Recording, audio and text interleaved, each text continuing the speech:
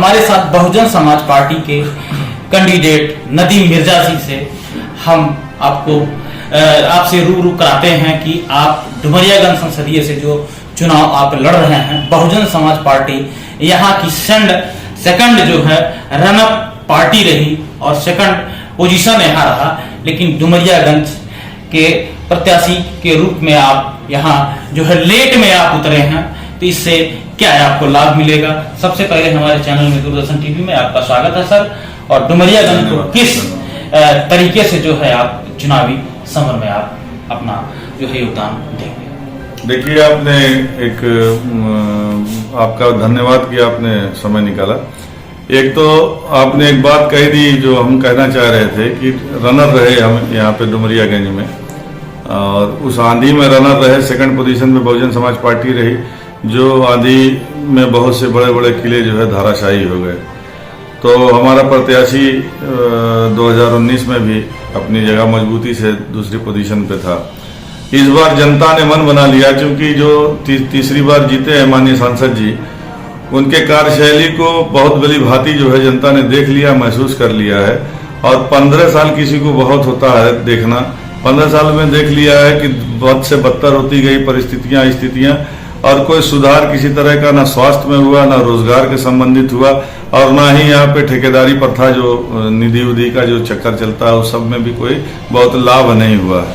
तो इसलिए जनता बेचैन बैठी हुई है। जो समय का मसला है, तो समय को बार बार अंकित करने का और चिन्हित करने की आवश्यकता इसलिए नहीं है भैया कि 25 तारीख को एक ही दिन मिलता है, चाहे आप 5-6 महीना पहले से चुनाव लड़े, चाहे 6 साल से लड़े, एक ही दिन में फैसला होना वोटर ही करता है और बटन से ही करता है।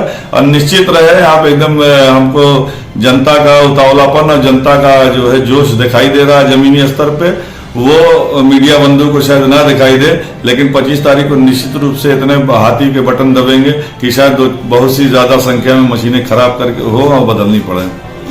देखिए, इंडिया और एनडीए का एक जो है आम जनमानस में भी ये चल रहा है, ये खेल जो है इंडिया भी कर रही है और एनडीए भी कर रही है।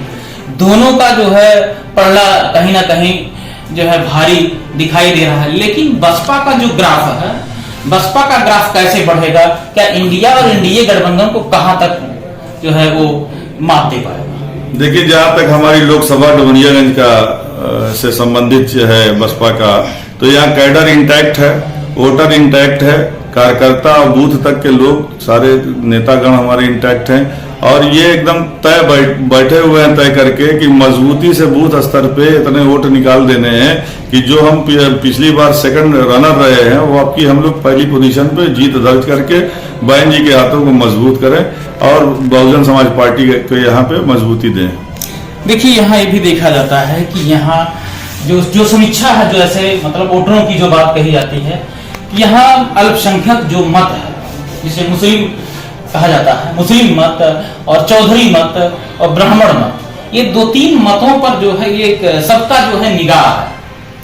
तो कहीं जो है सपा गिना रही है कि जो है माइनॉरिटी वोटों पर मेरा जो है एक शिकंजा है, और कहीं ना कहीं जो है एएसपी से आजाद समाज पार्टी से जो है लड़ रहे हैं चुनाव चौधरी अमर सिंह, वो कह रहे हैं कि हमारा जो है उस पर है कहीं ना कहीं बैकवर्ड पर। तो ये आपका जो बेस वोट है, जो दलित वोट माना जाता है कि बसपा का है, ये बेस वोट, तो दलित और माइनॉरिटी में कितना शेर आप लगा पाएंगे?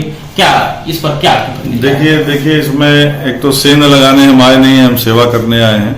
तो सेंध तो चोर लगाया करते हैं, बहुत पहले एक जमाने में सेंध देहातों में जब कच्ची देवालें होती थी तो सेंधमारी होती थी और चोरी होती थी।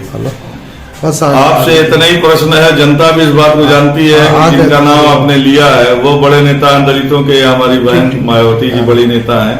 संदेश इसका आने पे वोटर वोट देगा, और ये जग जाहिर है कि जो प्रत्याशी यहाँ हैं दलित अब चेहरा बता रहे हैं वो बड़ा चेहरा है, या हमारी बहन जी बड़ा चेहरा है। इसमें कहीं दाग नहीं है, इसमें कहीं कुछ सोचने की जरूरत नहीं। जहां तक रही बात, आपने माइनॉरिटी मुसलमानों की बात करी है, तो जब दलित हमारा भाई निकल के मुसलमानों में जाएगा, और जब हम खुद भी हम सारे दलितों में ही हम जा रहे हैं और उन्हीं में जाएंगे, और संदेश जब जाएगा, आप इस बात का विश्वास रखिए कि मैं बेबाकी के लिए जाना जाता हूं। मैं किसी भी मुसलमान के पास इस बात के लिए लेकर नहीं जाऊंगा कि आप हमको मजबूत कर दीजिए, क्योंकि मुसलमान पीड़ित है, प्रताड़ित है, परेशान है। वो भारतीय जनता पार्टी को एन केन किसी भी तरह से हटाना चाहता है सत्ता से।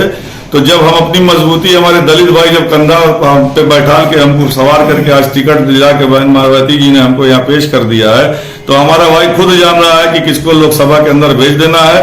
और पूरे समाज की, हिंदू मुस्लिम की राजनीति मैंने न कभी किया, न मुझे ये पसंद है। मैं समाज का नेता हूं, समाज का सेवक हूं, समाज का बच्चा हूं। हर उस माँ ने आशीर्वाद दिया और विशेष तौर से हमारी हिंदू माओं ने हमें खूब आशीर्वाद दिया है। ये भर भर के दिया। उसी आशीर्वाद को देख के हमारे समाज के लोग अपने आप वोटिंग के दिन समाज हमारा निकलता और बटन तोड़ने का काम करेगा, हाथी पे बटन मोहर दबा के।